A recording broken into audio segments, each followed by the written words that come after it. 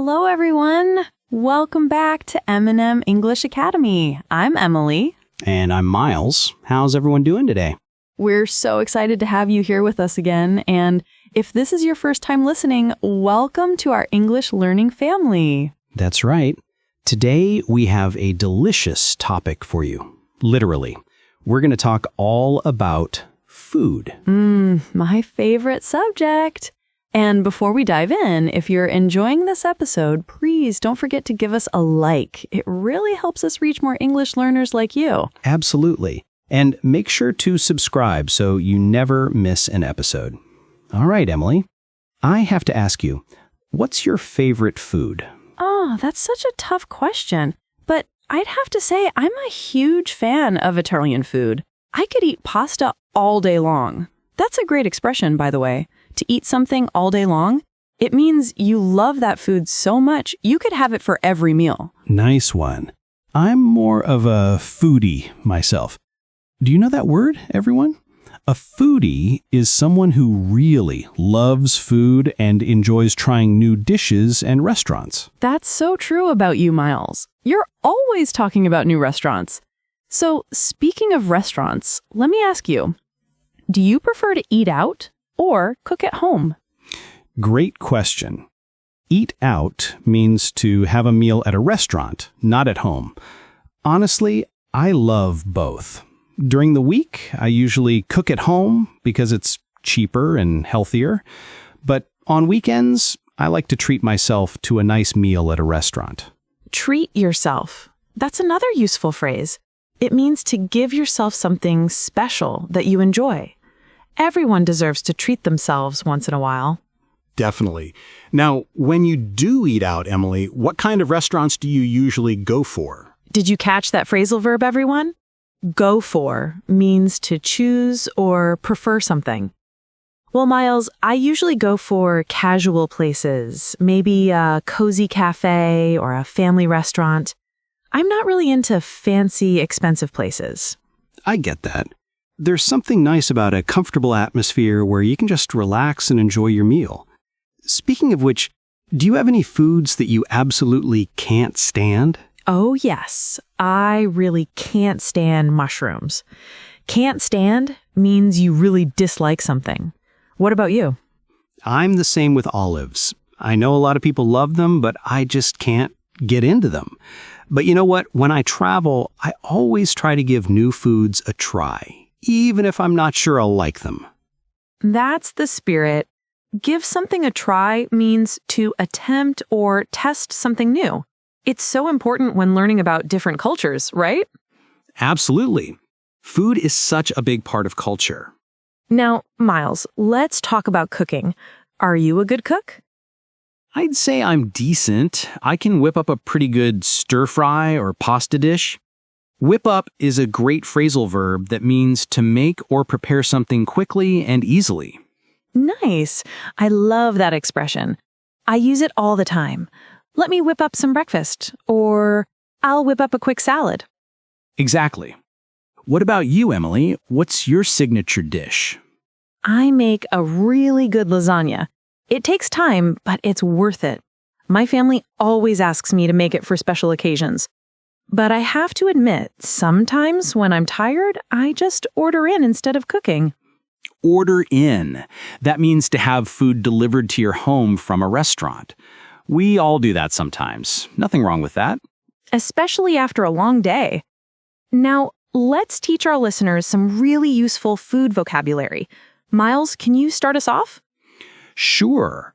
Let's talk about different ways to cook food. You can fry something, which means to cook it in hot oil, like fried chicken or French fries. You can also bake food, which means to cook it in an oven, like bread, cakes, or cookies. Don't forget boil. That's when you cook something in hot water. You boil pasta, eggs, or vegetables. And grill, cooking food over an open flame or hot surface. Grilled chicken, grilled vegetables, grilled fish. I'm getting hungry. Me too.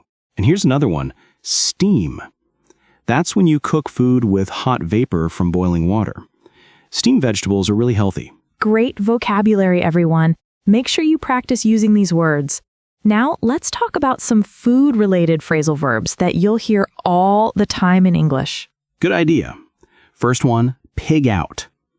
This is an informal expression that means to eat a lot of food, usually more than you should, like, I totally pigged out at Thanksgiving dinner. I think we all pig out during the holidays. Here's another one, polish off. This means to finish eating or drinking something completely. He polished off that entire pizza by himself. Wow, that's impressive. Or maybe concerning. Here's one more. Cut back on. This means to reduce the amount of something you consume, like, I'm trying to cut back on sugar, or I need to cut back on caffeine. That's a really practical one. And speaking of practical, let's talk about ordering food at a restaurant. This is super useful for travelers. Great idea. So when you arrive at a restaurant, the host might ask, how many in your party? That means how many people are with you. Then they'll seat you at a table. That means to show you to your table and let you sit down. The server will come and might say, can I start you off with something to drink? And when you're ready to order food, they'll ask, what can I get for you? Or are you ready to order? If you need more time, you can say, can we have a few more minutes? Or we need a little more time to decide. And here's an important phrase. I'll have. This is how you order something. I'll have the chicken sandwich, or I'll have the Caesar salad. Perfect. And if you want to know how something is prepared, you can ask, how is the salmon prepared? Or what comes with the burger? Great examples. And when you're finished eating, the server might ask, how was everything? Or can I get you anything else? And finally, when you're ready to leave, you say, can we have the check, please? In British English, they say, can we have the bill? Excellent. You know what, everyone? If you're finding this useful, please hit that like button. It helps us create more content for you. Yes, and leave us a comment telling us what your favorite food is. We love hearing from you. Now, let's talk about some common food expressions and idioms. These are phrases that native speakers use all the time. Okay, first one, piece of cake. This doesn't actually mean cake. It means something is very easy. That test was a piece of cake. Here's another, in a nutshell. This means to summarize something briefly. In a nutshell, we need to eat healthier and exercise more. Good one. How about spill the beans? This means to reveal a secret or tell information that was supposed to be kept quiet. Come on, spill the beans. What's the surprise? Love it. And here's one, full plate. If you have a full plate, it means you're very busy with many responsibilities. I'd love to help, but I have a full plate this week. That's so useful. One more. Food for thought. This means something worth thinking about carefully. That's interesting food for thought. I'll need to consider it. Excellent examples, Emily.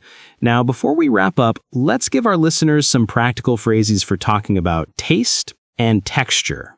Great idea. So, food can be sweet, salty, sour, bitter, or spicy. Those are the basic tastes. And for texture, food can be crunchy, like chips, creamy, like ice cream, tender, like well-cooked meat, chewy, like caramel, and crispy, like fried chicken. You can also say food is juicy, moist, dry, greasy, or refreshing. These words help you describe exactly how food tastes and feels. And don't forget, you can say food is delicious, tasty, yummy, mouth-watering, or if you don't like it, you can say it's bland, no flavor, tasteless, or awful. Perfect. Those are all really useful descriptions. You know, Miles, we should talk about dining etiquette too. That's important for learners who might eat with English speakers. Good point. So, in most English-speaking countries, it's polite to wait until everyone is served before you start eating. You might say, "Shall we wait for everyone?" And it's considered polite to keep your elbows off the table while eating. Also, chew with your mouth closed. That's important. If you need to leave the table during the meal, say, "Excuse me," first, and always say please and thank you to the server. And here's a tip. In the US, it's customary to tip your server 15 to 20% of the bill. In other countries, the rules might be different, so it's good to check. Absolutely.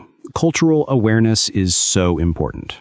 Well, everyone, we're coming to the end of our episode today. We hope you learned a lot about food vocabulary and expressions. Remember, the best way to learn is to practice. Try using these phrases in your daily life. Order food in English. Describe what you're eating. Talk about your favorite restaurants. And don't forget to give this video a like if you enjoyed it. Subscribe to M&M English Academy for more English learning content. Leave us a comment and let us know what topics you'd like us to cover in future episodes. We love hearing from you. Thanks so much for learning with us today, everyone. Keep practicing, stay motivated, and we'll see you in the next episode.